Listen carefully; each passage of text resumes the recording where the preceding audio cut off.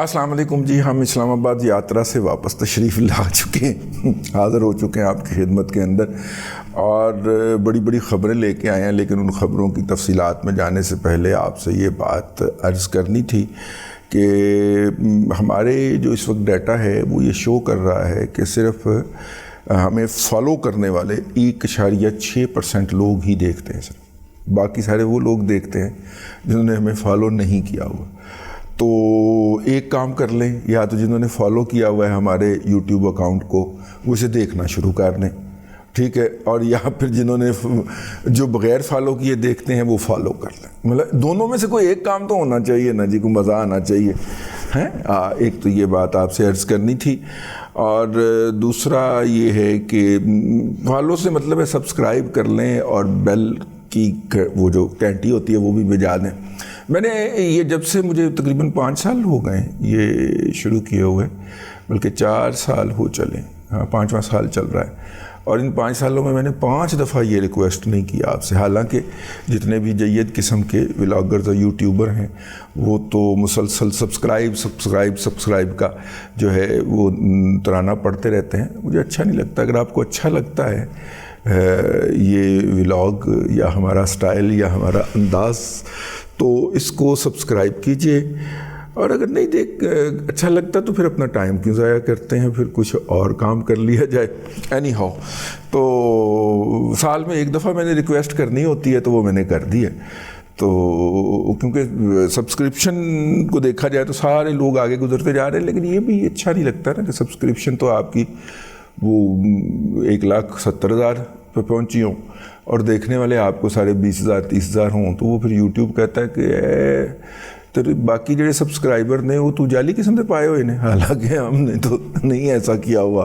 وہ تو P T I کا ہے دستور، اور ہم پی ٹی آئی کے طرز عمل سے اختلاف رکھتے ہیں، اس والے طرز عمل سے خاص طور پہ. تو اس لیے ہم آپ کو سبسکرپشن کا بھی نہیں کہتے اور یہ بھی نہیں کہتے. آج سال میں ایک دفعہ کہنا ہوتا ہے، آج کہہ دیا. تو خبروں کی طرف چلتے ہیں جی. خبریں بڑیاں آ گئی ہیں.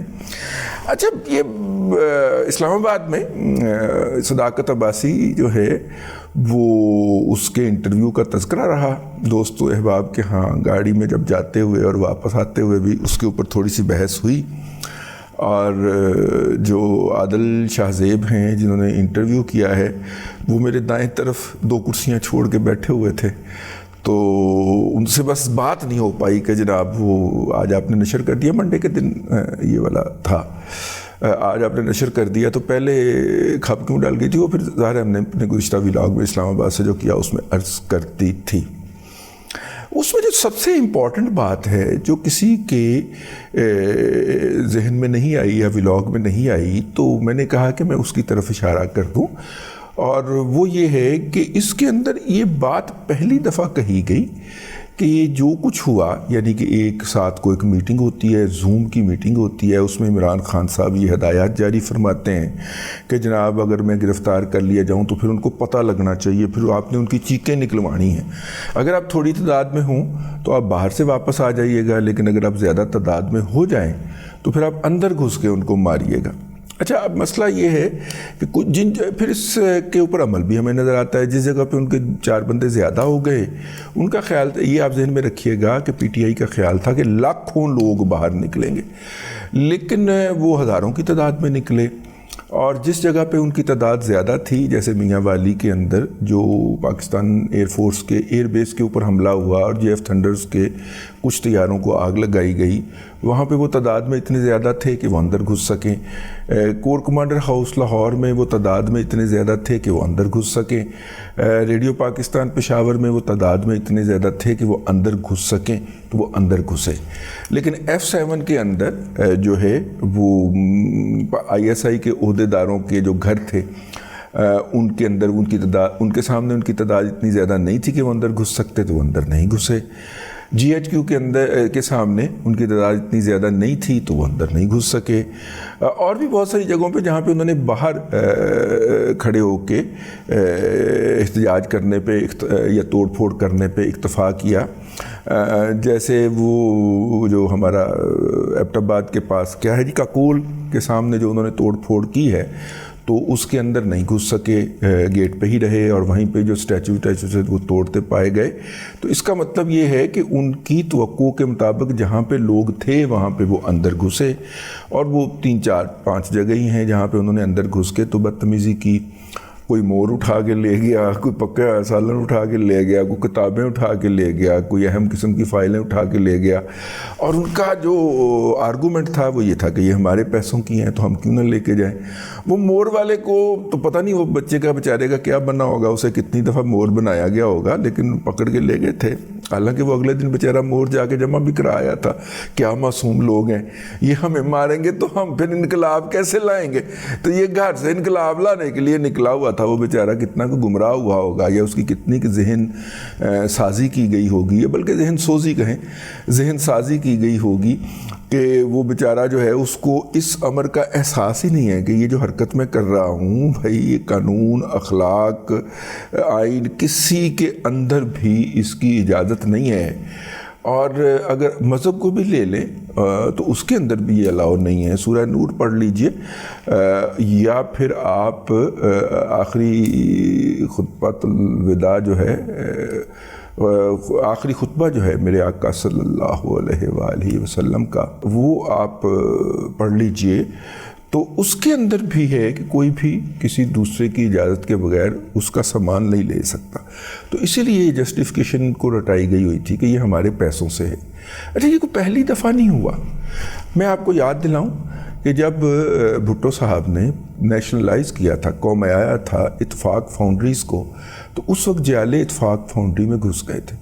ٹاؤن شپ میں پہلے بھی عرض کر چکا ہوں، میں نے ایک تو ایسے گھروں میں گیا جہاں پہ ونڈو اے سی ہوتے تھے اس وقت، تو وہاں پہ ایک دیوار میں یا ایک کھڑکی میں 2 4 اے سی لگے ہوئے ہیں۔ تو میں نے انہیں کہا کہ یار ایک اے سی اس کمرے کے لیے کافی ہے، آپ نے 4 اے سی لگائے ہوئے ہیں۔ تو انہوں نے کہا کہ یہ اتفاق سے لوٹے تھے، ہم نے اتفاق فاؤنڈری سے لوٹ کے لائے تھے۔ تو اس وقت وہ اس وقت کے جو جیالے تھے وہ اپنے اس وقت کے یوتھ کے تھے۔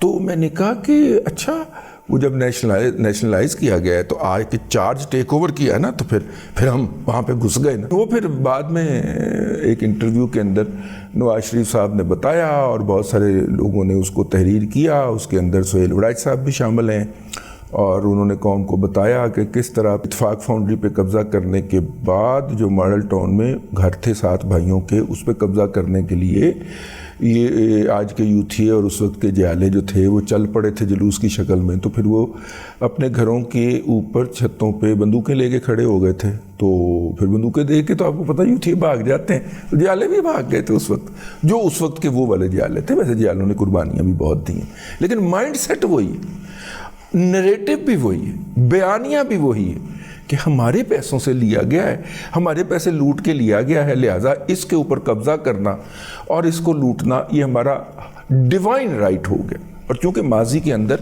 ایک مثال موجود ہے، جو ہے جس طرح دیکھیں نا، وہ جو صنم جاوید ہیں ان کے والد صاحب ایک ٹپیکل جیالے، ٹھیک ہے، جیالہ ہونا ان کا رائٹ ہے، مجھے اس کے اوپر خدا نہ خواستہ کوئی اعتراض نہیں ہے۔ لیکن وہ جب اگلی نسل میں ٹرانسفر ہوا تو آپ دیکھیں وہ صنم جاوید صاحبہ کس قدر شدید قسم کی یوتھ تنڈ بنی ہوئی پائی گئی ہیں، ٹھیک ہے نا۔ تو وہ مائنڈ سیٹ وہی ہے، جینز کے اندر وہ چیز ہے جہالت جس کو کہتے ہیں۔ تو جہالت جو ہے وہ کسی بھی وقت جو ہے وہ ابھر کے سامنے آ سکتی ہے اور نسلوں تک چلتی ہے، یہ اس میں کوئی کہنے کے اندر حرج نہیں ہے۔ بہرحال جی، موصوفہ نے یہ فرمایا کہ 7 کو میٹنگ ہوتی ہے زوم کے اوپر، اور عمران خان صاحب فرماتے ہیں کہ جناب اندر وڑ کے مارنا ہے، یہ اندر گھس کے مارنے والا بیانیہ جو ہے آپ کو پتہ ہے بی جے پی نے بنایا ہے، ہوا ہے انڈیا کے اندر، اور وہ پاکستان کے خلاف جب بھی کوئی جعلی یا اصلی حملہ کرتے ہیں تو اندر گھس کے مارا۔ تو عمران خان صاحب نے بھی کہا کہ اندر گھس کے مارنا ہے۔ اچھا جی، اندر گھس کے مارنا ہے۔ اور یہ جو میٹنگ جو تھی یہ کس کے کہنے پہ بلائی گئی؟ میں چاہوں گا یہاں پہ آپ ذرا غور فرمائیے، کس کے کہنے پہ بلائی گئی؟ بشرا بی بی، زوجہ خاور مانیکا و زوجہ عمران احمد خان نیازی، ان کے کہنے کے اوپر بلائی گئی۔ ایسا کی مطلب ہے؟ اس کا کیا مطلب؟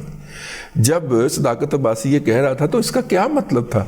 اس کا مطلب تھا کہ اگلی باری بشرا بی بی دیے، اب بشرا بی بی کی اگلی باری ہے، اگلی باری پھر زرداری نہیں، اگلی باری بشرا بی بی۔ اچھا یہ بات جو تھی یہ ہمارے ایک دوست نے دوران سفر ہمیں سجھائی، تو میں نے کہا کہ اس سے پہلے کہ وہ ولاگ کھڑکا دیں، کیونکہ وہ ابھی جو ہے وہ اسلام آباد سے لاہور تک کے ٹریول کی تھکن اتار رہے ہوں گے، تو اس سے پہلے میں نے یہ چوری کر کے نہ تو آپ کی خدمت میں یہ آئیڈیا پیش کر دیا۔ بشرا بی بی جو ہیں وہ ان کو پہلی دفعہ براہ راست کسی بھی سیبوٹاج یا تخریب کاری کی سرگرمی کا مرتکب قرار دیا گیا ہے، بلکہ اس میں معاونت کرتے ہوئے قرار دیا گیا ہے۔ اس کے بعد اس کے فوراً بعد جو ہیں وہ پٹواریوں نے یہ پروپیگنڈا شروع کر دیا کہ بشرا بی بی کسی بھی وقت وعدہ معاف گواہ بن سکتی ہیں اور وہ عمران احمد خان نیازی کے خلاف پریس کانفرنس کر سکتی ہے۔ میرا خیال ہے یہ بھی پروپیگنڈا بنیادی طور پہ پی ٹی آئی کی صفوں سے ہی کیا گیا پٹواریوں کی شکل کے اندر، کہ وہ مطلب یہ اس پوائنٹ کے بعد جو ہے یہ ایک قسم کا انسینٹیو آفر کیا گیا لا انفورسنگ ایجنسی کو، یا انہیں لبھانے کی کوشش کی گئی کہ جی میں وہ لیکن پروپیگنڈے کے ذریعے یہ بتایا گیا کہ جی وہ تو تیار ہیں، تیار ویار کوئی نہیں ہے اس وقت، وہ بھی پیوٹل پوائنٹ اور پوری پولیٹکس کو لے کے چل رہی ہے۔ عمران خان ان کے علاوہ کسی اور کے اوپر یقین کرنے کو تیار نہیں ہے۔ دیکھیے نا اسلام آباد ہائی کورٹ سے امداد آ گئی نا ان کے لیے، ان کی جو بیرک ہے وہ جیل کے قوانین کی خلاف ورزی کرتے ہوئے ان کو 2 بیرکوں کے درمیان جو ایک دیوار ہوتی ہے اس کو توڑنے کا حکم صادر فرمایا گیا ہے اسلام آباد ہائی کورٹ کی طرف سے، تاکہ ان کے جو لاڈلے مہاتما ہیں وہ ان جڑے مطلب اب 2 کمرے ہو گئے، ان 2 کمروں کے اندر چہل قدمی فرما سکیں، ان کا وہاں پہ وہ ہو سکے کیا اس کو کہتے ہیں ایکسرسائز کا سامان دستیاب ہو سکے اور سارا کچھ ہو سکے۔ بہرحال امداد تو ان کو آ گئی ہے، اور اب بہت سارے اور ایشوز ہیں۔ مجھے یہ خدشہ ہے کہ اسلام آباد ہائی کورٹ جو ہے وہ ان قریب عمران احمد خان نیازی کو میڈیکل کے لیے بیرون جیل منتقل کرنے کے احکامات دے سکتی ہے، کیونکہ کیس جو ہے وہ 2 عمران دار ججز کے پاس لگا ہوا ہے۔ ویسے اسلام آباد ہائی کورٹ میں سارے عمران دار ہی ہیں، ایوب خان کے پوتے سے لے کے اور نواسے سے لے کے اور پتہ نہیں کیڑے ہیں، اجازت لگتا بھی کوئی بھتیجا بھانجا لب جانا جی اتوں اسلام آباد ہائی کورٹ دے وچوں اگر آپ دیکھو گے تو۔ بہرحال جی یہ اپڈیٹ تھا، پنکی پیڈنی کی باری آئی اور انہوں مطلب کہ صداقت عباسی کا جو بیان ہے وہ اس امر کے اوپر چیخ کے کہہ رہا ہے۔ یہ نقطہ کسی نے پوائنٹ آؤٹ نہیں کیا تھا، ہم نے کہا ہم آپ کی خدمت میں پیش کر دیں، اور جو جرم ہے اس کی سزا کیپٹل پنشمنٹ بھی ہے، ٹھیک ہے۔ تو عمران احمد خان صاحب جو ہیں وہ کیپٹل پنشمنٹ کے ملزم ہوں گے یا وکٹم ہوں گے، کانوکٹ ہوں گے، اور پنکی پیڈنی بھی ان کے ہمراہ ہوں گی۔ لیکن ایک تو مزیدار گل ہے، تو دسی نہیں یار، لمبا ہو گیا ولاگ، لیکن ہے مزیدار گل۔ دیکھیے وہاں پہ جا کے تو جو سب سے اچھی بیرک ہے اس وقت اڈیالہ جیل کے اندر وہ دی گئی پرویز لائی صاحب کو، کیونکہ وہاں پہ جو ہے نا وہ جیل کے حکام وہ چودھری پرویز لائی سے ابلائج ہوئے ہیں، ٹھیک ہے۔ چودھری پرویز لائی نے ان کے اوپر بڑے احسانات کر رکھے ہیں، تو چودھری پرویز لائی کو سب سے اچھی بیرک دی گئی۔ اس سے ماٹھی بیرک جو تھی یا اس سے ہلکی بیرک جو تھی وہ دی گئی جناب شاہ محمود قریشی صاحب کو، اور عمران خان صاحب کو 3 درجے کی بیرک دی گئی، جس کے اوپر انہوں نے بہت زیادہ شور شرابہ تو نہیں کہا جا سکتا لیکن شور پاؤڈر کہا جا سکتا ہے، شور مچایا انہوں نے، جی ایسے کہہ لیں، شور مچایا اور احتجاج کیا، اور انہوں نے باقاعدہ ان کو کہلوایا، انہیں کہیں کہ جی میں نے یہاں پہ رہنا ہے۔ چودھری پرویز لائی نے کہا نہیں پائیں، بیرک اپنی آپ اپنی بیرک میں رہے، میں اپنی بیرک میں رہتا ہوں۔ تو پھر جج صاحبان نے کہا کہ ہم قربان، ہم صدقے، ہم آپ کی آرتی اتاریں، ہم آپ کے لیے نئی بیرک، ان دونوں کی بیرکوں سے کھلی بیرک بنوا دیتے ہیں، درمیان کی دیوار توڑ دی جائے اور توڑ کے 2 بیرکوں کو ملا کے ایک بیرک عمران احمد خان نیازی کے لیے بنا دی جائے۔ آج تک کے لیے اتنا ہی. اگلے ولاگ کے اندر پھر حاضری ہوگی. اللہ تبارک و تعالیٰ آپ کو آسانیاں عطا کرے اور آسانیاں خلق خدا میں تقسیم کرنے کی توفیق عطا کرے.